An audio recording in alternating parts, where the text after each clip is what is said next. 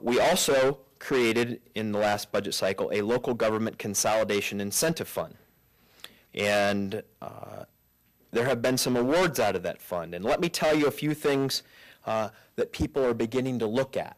They're looking at collaborative high-speed internet services in Ashland County, how they can work together across county, municipal, village, and township lines to become more efficient in funding and delivering those services. Cooperation on a geographic information services system that local governments need will be done through the village of Carrollton. The city of Cincinnati will look at operation and maintenance of heavy trucks and equipment and how they can both combine their maintenance services and share those fleets. In the city of Cleveland, there's a regional collaboration on energy efficiency and smart metering, a grant that was awarded there. And it will be important for the folks in this audience to see, to hold them accountable for that grant, for that research, and to see that it's implemented. In Ottawa County, they're looking at a feasibility study on joint law enforcement districts, bringing the law enforcement districts in one of those smaller counties together for consolidation. In Hamilton County, they're talking about the local building codes and coming up with a uniform code and a uniform enforcement of those codes. Just think not only the efficiency that you get out of that, but people that want to build buildings and do those kinds of things, how much easier it will be for them to be able to interact with government on those.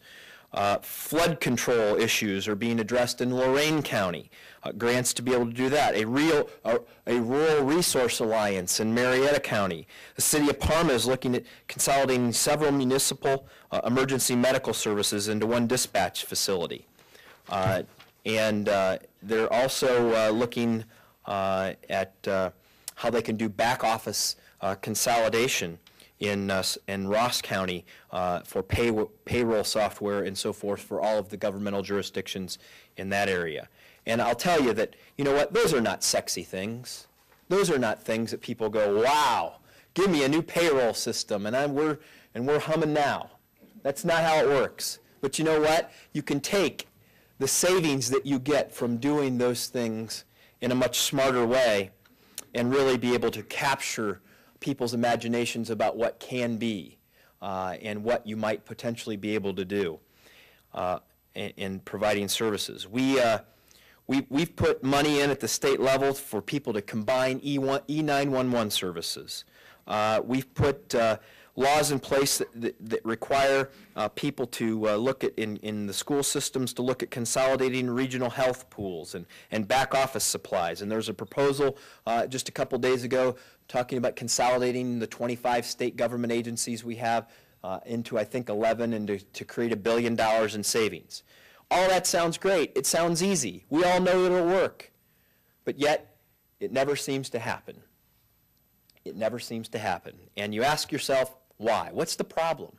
Why won't people just work together and solve these problems and save money, and we'd all be better off? We'd have better services provided more efficiently. Well, a lot of it is because the people who are in charge, your leaders, don't want to lose control. They like the power associated and with their jobs, and the loss of control can be very difficult for them to take. And the other thing is that I always say is that the benefits of this, though, accrue generally. Okay? The efficiencies that are created through government reform, it's not like there's a group of 100 people whose lives improve tomorrow. But the people who are against it are those who have those vested interests in the way things are that will do everything that they can to hang on to it. And that is a hard thing to break. But that's why we have to talk about it. That's why we have to force it through power of law and through financial incentives to make people change. And I don't think this is in any way possibly a partisan issue. And I've talked, some of my best allies as a Republican, some of my best allies in this conversation have actually been Democrats. And I think that there are plenty of people on both sides of the aisle, so to speak, that are interested in doing this. And why? Well, let's just say that you are an anti-tax, less government person. Well, sure, it makes all the sense in the world. You get rid of government, You make it more efficient. Maybe you have lower taxes and the less intrusive government that you might expect. But let's just say that you're for more government services. Well, that's great too, because what we're talking about is not cutting services to people. We're talking about delivering those services and maybe even more services with the same amount of money or even less. That's what it's about. So look, I hope we have that debate, whether it's big government, small government, whether it's the benefits are going to accrue in tax cuts or increased services. Because right now, all we're having the conversation about is this giant bureaucracy that's spending more and more of our dollars and delivering fewer and fewer services because we're doing it inefficiently. And it's not a partisan issue, and we can come together as Republicans, Democrats, Independents, or whomever you may be, toward this goal. And in Cuyahoga County, actually it was a Democrat who initially inspired me to get on the phone and say, what can we do to help at the state government level? When I picked up the Plain Dealer one morning, I saw Commissioner Hagan talking about, County Commissioner Tim Hagan talking about county government reform. And everything he was saying about the need for efficiency and reduce of duplication, I believed in. And so I immediately called him, said we were going to draft an amendment, get a bill together, and we were going to give Cuyahoga County the ability to solve their own problems. And you would have thought, when I did that I had given them permission to secede from Ohio. I mean, my phone started lighting up. I had people, you know, on all sides that thought it was a terrible idea, and they were talking about, well, you know, this was going to spread like wildfire all across the state. And I said, well, first of all, why don't we focus on solving the problems that the commissioner identified right here in Cuyahoga County? Because economically speaking, and in terms of the number of governments, no one can argue that this isn't the great place to start. And we ended up not being able to do that. We formed a commission which gave recommendations, and we got those put together, and we passed them through the House of Representatives, and a competing plan emerged in the Senate.